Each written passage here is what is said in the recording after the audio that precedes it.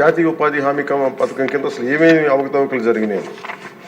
ఇప్పుడు ఎంత గొప్ప పాలసీ పెట్టినా పథకం పెట్టినా జనం అందరూ కొల్యూడ్ అయిపోయి, అంటే మనకి పార్టీలు కొల్యూడ్ అయిపోయి అందరూ ఒక అంటే ఒకళ్ళని కరప్షన్ చేసామని అర్థం చేసుకోగలం, కానీ ఒక గ్రూప్స్ కొల్యూడ్ అయిపోతే తప్పులు నిర్ధారించడం చాలా కష్టం అయిపోతుంది. ఇప్పుడు ఇందాక ఉదాహరణకి మేము రాగానే ఫస్ట్ చాలా ఎక్స్టెన్సివ్గా కూర్చున్నాం, ముఖ్యంగా ఈ సోషల్ ఆడిట్ డైరెక్టర్ తోటి, ప్రిన్సిపల్ సెక్రటరీ గారితో కూర్చున్నప్పుడు వరుసగా చాలా ఒక ఆల్మోస్ట్ 1-2 months రివ్యూ తర్వాత సోషల్ ఆడిట్ డైరెక్టర్ ఎవరైతే జాతీయ ఉపాధి హామీ పథకంలో అవకతవకలు ఎవరైతే చేస్తున్నారో వాటిని జరగకుండా నిలువరించాల్సిన వ్యక్తి అతనే అవినీతికి పాల్పడ్డాడు అధ్యక్ష. అందుకని వెంటనే అతన్ని తీసి పక్కన పెట్టేసాం. అవి కాకుండా మేము తీసుకున్న ఇమ్మీడియట్ చర్యలు ఏంటంటే అధ్యక్ష, ఒకటి మేము ఈ social audit, vigilance cell, quality control 3 కొత్త వాళ్ళని పెట్టాం అధ్యక్ష. కొంచెం ఎఫెక్టివ్ పీపుల్ని పెట్టాం. ఇప్పుడు ఉదాహరణకి సోషల్ ఆడిట్ని ఒక 2 months బ్యాక్ పెట్టాం, చాలా మందిని సార్ట్అవుట్ చేసి వన్ హూ ఇస్ కేపబుల్ అలాంటి వ్యక్తిని పెట్టాం అధ్యక్ష. అలాగే విజిలెన్స్ సెల్కి చీఫ్ విజిలెన్స్ ఆఫీసర్ని పెట్టాం, 5 months అయింది. అలాగే headed by chief quality control engineer పెట్టాం అధ్యక్ష, సీనియర్ మన రిటైర్డ్ ఇంజనీర్ ఒకరిని పెట్టాం. మేము చేశాక మేమేం చాలాసార్లు ఉదాహరణకి 2024-25లో అబ్జెక్షనబుల్ ఎక్స్పెండిచర్, అంటే ఇది అవినీతికి దారి చూపిస్తున్నాయని చెప్పి దాదాపు 250 కోట్ల అవినీతి జరిగింది అని చెప్పేసి సోషల్ పీపుల్స్ ఆడిట్ ఫోరం నుంచి మనం దాదాపు ఇప్పటికీ 546 మండలాల్లో మనం సోషల్ ఆడిట్ చేసాం ఇప్పుడు దాకా ఆడిట్ ఫోరం. ఇంకొక మిగతా మండలాలు 660లో 546 చేసాం అధ్యక్ష. మార్చి 31కి అయిపోతుంది. దాంట్లో 24-25కి 250 కోట్ల అవినీతిని ఉంది అనేది చేశారు ఇదంతా. కానీ ఇది ప్రాజెక్ట్ డైరెక్టర్ పీడీ చూసిన తర్వాత 71 కోట్ల మటుకే out of 250 crores only 71 crores recover చేయాలి అనేది ఆయన ఆర్డర్ చేశారు. దేనికంటే గౌరవ సభ్యులందరూ చెప్తున్న దాంట్లో మనకు అవినీతి జరిగిందని తెలుసు. అక్కడ అందరూ మస్తర్లో ఫాల్స్గా చేశారు, పనులు చేయకుండా రిజిస్టర్ చేసుకున్నారు, లేదంటే జేసీబీలు పెట్టి చేశారు, ఇవన్నీ ఉంటాయి. కానీ ఎక్కడా కూడా ప్రూఫ్కి దొరకలేదు. సో దానివల్ల just lack of evidence, only out of 250 crores only we could recover, అంటే రికవరీకి ఆదేశం చేసింది 71 కోట్లు. As on now 75.84 lakhs have been recovered అధ్యక్ష. అంటే 250 కోట్ల అవినీతి జరిగిందని గుర్తింపబడింది, కానీ సరైన సాక్ష్యాధారాలు లేకపోవటం వల్ల ఓన్లీ 71 కోట్లకే రికవరీ చేయాలన్నది ప్రాజెక్ట్ డైరెక్టర్ వాళ్ళ బాధ్యత అది. సో దాని నుంచి 75.84 లక్షలు యాజ్ ఆన్ చేశారు. ఇంకా still we have enough time అధ్యక్ష. కానీ దీన్ని ప్రతి చాలా లోతుగా దీన్ని చేస్తున్నాం. And we have a very good team which will take it forward. ఇంకా 2 మీరు అడిగింది అధ్యక్ష,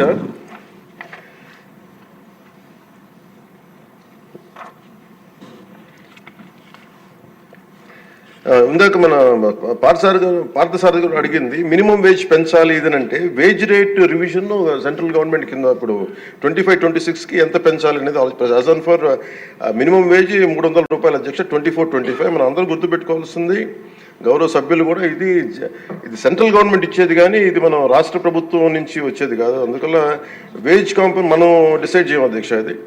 సో యాజ్ ఆన్ టుడే ఇది 24-25కి 300 రూపాయలు. దీన్ని రివిజన్కి 25-26కి కేంద్ర ప్రభుత్వం దాని మీద సంసిద్ధంగా ఉన్నారు చేయడానికి. అలాగే వేజ్ పేమెంట్ ఇంకా పెండింగ్స్లో ఉన్నాయని చెప్పారు. అది జనవరి 8 నుంచి government of India has 8th inform చేశారు మాకు దట్ ఇట్ విల్ బి తొందరలోనే క్లియర్ చేస్తాం. ఎందుకంటే అది సెంట్రల్ నిధుల నుంచి రావాలి కాబట్టి మేము రాష్ట్ర ప్రభుత్వం తరపు నుంచి మేము వెయిట్ చేస్తాం అధ్యక్ష. అలాగే మన లోకం మాధవ్ గారు మన గౌరవ శాసనసభ్యులు జేఎస్పీ వాళ్ళు అడిగిన దానికి ఏంటంటే, ప్రత్యేకించి ఇలా అవకతవకలు జరుగుతుంది, దీని గురించి మనం ఏం చేస్తున్నాం అంటానికి we have created a wage monitoring cell అధ్యక్ష for increasing average wage rate. Accordingly we will take it forward అధ్యక్ష. అలాగే మీరు అడిగిన దానికి అధ్యక్ష జిల్లాని ఒక యూనిట్గా చేయమన్నారు అధ్యక్ష. అది అసలు బేసిక్గా మీరు అడిగిన దానికి ఎంతమంది అంటే అక్కడ ఉన్న ఎంతమంది లేబర్ ఉన్నారనే దాని మీద ఉంటుంది అధ్యక్ష. అంటే ఎక్కడ ఎక్కువ పని దినాలు అవసరం, ఎక్కడ లేబర్కి ఎక్కువ పని, దాని మీద బేస్ అయింది తప్ప వేరేలా కాదు అధ్యక్ష. సో మాకు ఉన్నదానికి ఏంటంటే గవర్నమెంట్ ఆఫ్ ఇండియా మన ఏ పేపర్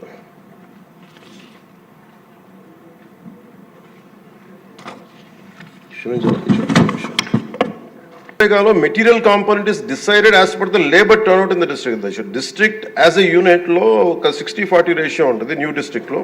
సో దాన్ని మేము ఒకసారి చూసి మీకు తెలియజేస్తాం అధ్యక్ష. ఖచ్చితంగా we will take it into consideration when we go to Delhi also will take it forward what are the honourable members raise the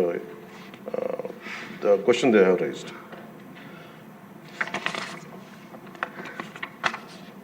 so government of India అధ్యక్ష ఇట్ పర్మిట్స్ ఓన్లీ, ఇప్పుడు మన అమలాపురం శాసనసభ్యులు గౌరవ సభ్యులు అడిగింది జంగిల్ క్లియరెన్స్ కూడా అడిగారు.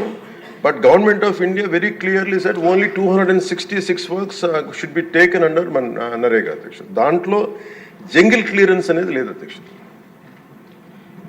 So దానివల్ల అది మన పరిధిలో లేనిది. ఇక అవసరమైతే ఇందాక మేము గౌరవ ముఖ్యమంత్రి గారితో మాట్లాడి ఇది చాలాసార్లు గౌరవ మంత్రి అచ్చెన్నాయుడు గారు చాలాసార్లు క్యాబినెట్లో ఇదే విషయం ఆయన కూడా ప్రస్తావించారు. ఇది ఫైనల్గా ఒకసారి దీన్ని మనకి నరేగాలో రాలేనప్పుడు, జాతీయ ఉపాధి హామీ పథకంలో రాలేనప్పుడు దీనిని మనం రాష్ట్ర ప్రభుత్వంగా మనం దాన్ని ఎలా చేయాలని, jungle clearance is a big issue, this all understood sir. అది కొంచెం ఇబ్బందికరమైన ఇష్యూయే. అది గౌరవ మంత్రి అచ్చెన్నాయుడు గారు చాలా పర్యాయాలు అది తెలియజేశారు ముఖ్యమంత్రి గారికి కూడా. ఇది ఒకసారి క్యాబినెట్లో కూర్చొని అది డిసైడ్ చేస్తాం తెలియజేస్తాం అధ్యక్ష. Thank you.